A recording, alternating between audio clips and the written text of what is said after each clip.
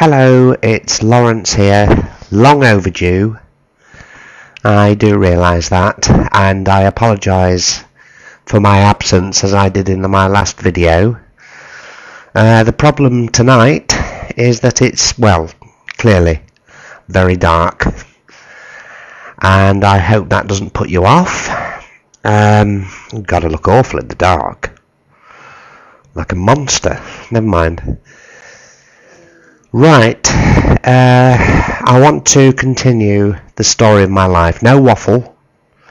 I need to continue that for all of your sakes. I mean, the people who've listened to it and want more, clearly. I mean, we haven't even started properly yet. For those who know the full story thus far, my father, we were in the RAF. My father was a compulsive gambler and subsequently let myself and my mother down. I am an only child, as you probably, well, you do, obviously you do know if you've watched the other installments. Oh, I'm not used to this again, you see. I can't. No good at public speaking. Right, now let's get on with it. Where were we?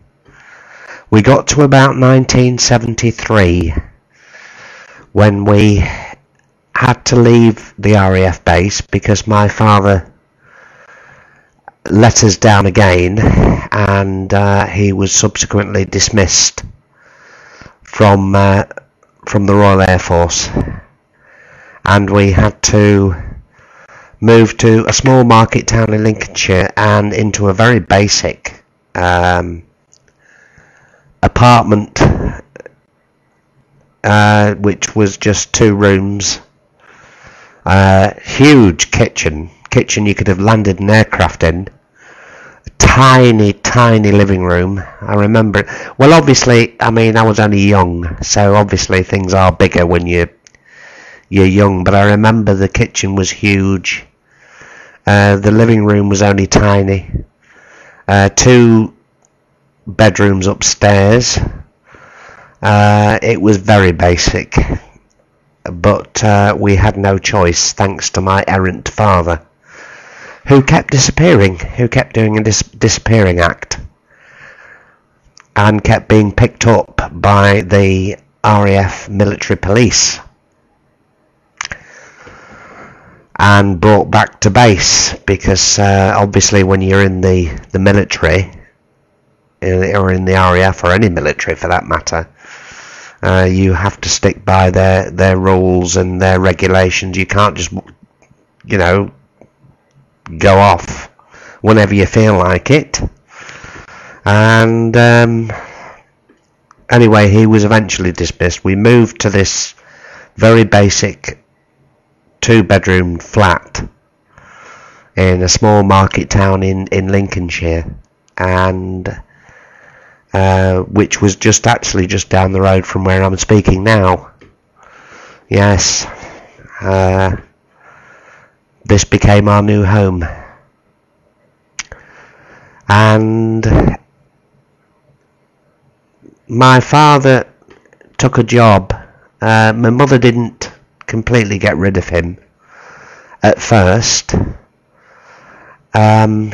He took a job at a very humble position in a wallpaper factory,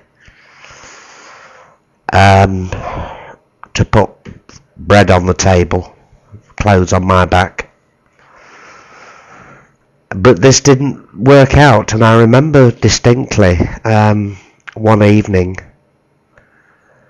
my mother was in the street and I was in bed, and I could hear her crying on the street, actually out on the street, and she'd stopped a man on his bicycle. She wasn't in the habit of doing that. I mean, she wasn't into selling herself on the street or anything. Don't get the wrong idea. She stopped a man on a bicycle. Now, this man on the bicycle worked at the factory where my father was supposed to be supposed to be. It couldn't even hold that down.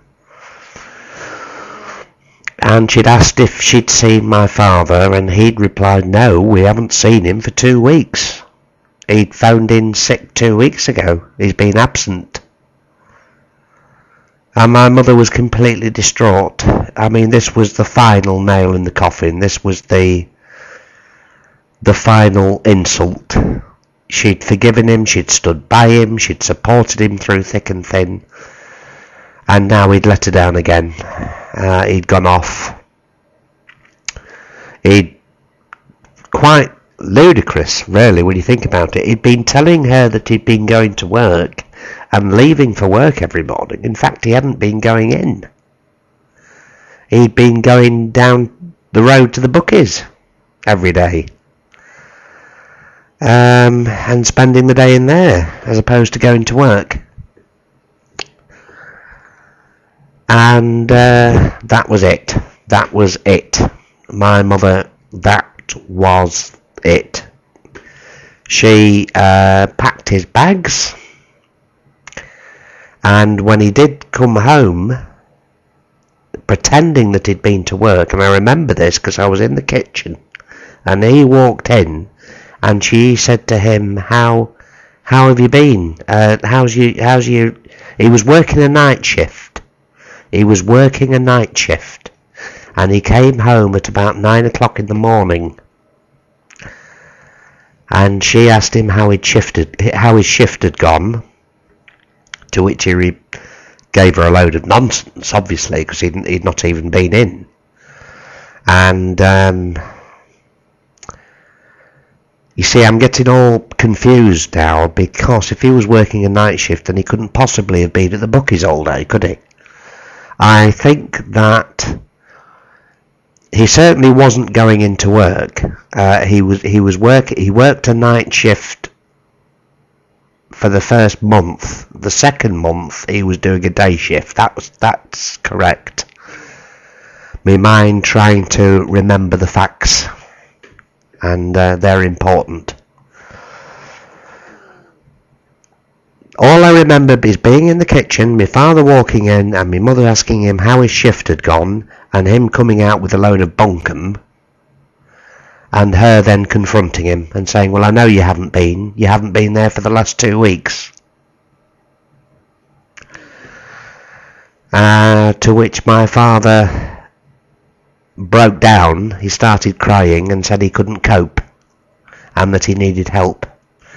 My mother was very heroic. She was very strong. And oh God, look at the time. You see, this is me waffling and not getting into the story. I need to go away and learn how to come across here, because it's not really working out. I can't re-record it now. Oh God. Anyway, you get the gist. We'll move on swiftly in my next video. Good night for now, and please bear with me. Thank you.